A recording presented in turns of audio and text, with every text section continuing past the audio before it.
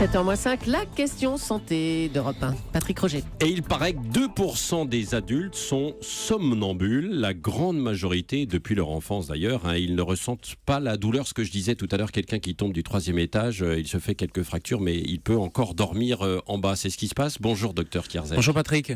Alors oui, quelqu'un qui tombe du 3e étage, bien sûr il peut se faire mal, il peut se faire des fractures, mais c'est ce que révèle une équipe française de Montpellier dans une revue sur le sommeil. Sur 100 somnambules qui ont été étudiés, 47 se sont blessés lors d'une promenade nocturne, donc on peut se faire mal lors de ces promenades de somnambulisme.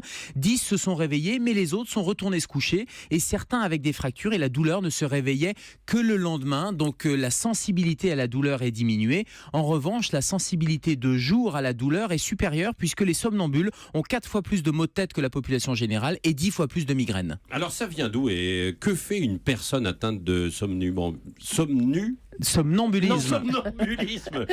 Eh bien, elle est endormie et elle va se lever, elle va exécuter des mouvements simples. Alors, elle va pouvoir marcher, elle va pouvoir faire des mouvements simples parce que les mouvements complexes, c'est beaucoup plus difficile à faire. Notamment, c'est très rare qu'un somnambule écrive des emails ou arrive à conduire une voiture ou à présenter une matinale. En revanche, faire des mouvements simples comme marcher de manière automatique, ça c'est quelque chose qui est relativement classique. Et puis après la balade nocturne, il retourne se coucher. Oui, alors et c'est une maladie, c'est ça? Oui, c'est ce qu'on appelle une parasomnie, c'est un trouble du sommeil qui entraîne... il y a un état de dissociation entre la conscience et la perception de la douleur. Voilà pourquoi les somnambules n'ont pas mal, par exemple, quand ils sont dans leur promenade ou quand ils tombent lors des promenades nocturnes. Donc c'est une dissociation, c'est le sommeil profond qui va être perturbé et les mouvements vont être automatiques et vont s'exécuter tout seuls pendant le sommeil. Est-ce que l'on peut ou est-ce qu'il faut réveiller un somnambule si on le croise dans la rue? Alors ça c'est la grande question. Non, il est plutôt conseillé avant la rue, peut-être en fait dans les escaliers ou chez soi. Il est plutôt conseillé de ne pas les réveiller car ça va entraîner un état de confusion mentale, éventuellement une réaction un peu violente de la part du somnambule.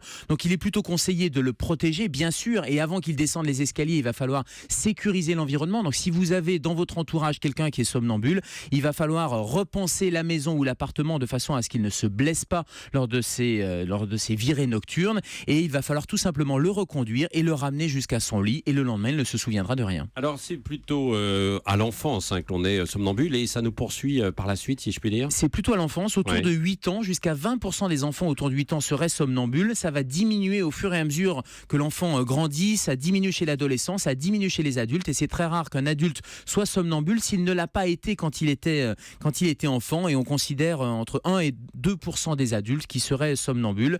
Et il y a une composante génétique, donc il y a des familles de somnambules. Et est-ce que ça se traite? C'est difficile, ça va passer tout seul, ça se traite surtout par la précaution, par la prévention, donc sécuriser l'environnement, fermer les fenêtres, bloquer les escaliers, éviter de laisser traîner des objets dangereux ou des clés de voiture par exemple. Ça se traite aussi par l'hygiène du sommeil, il va falloir éviter d'avoir des phases de sommeil trop profonds, donc il faut se coucher à heure régulière, et puis on peut éventuellement donner quelques médicaments, mais chez les enfants on voit bien que les benzodiazépines ou les antidépresseurs c'est vraiment le dernier recours. Mais il n'est pas somnambule, il est bien là tous les matins, la question santé d'Europe 1 avec le docteur Kierzek, merci. Et à demain, donc 7h-5 sur Europe.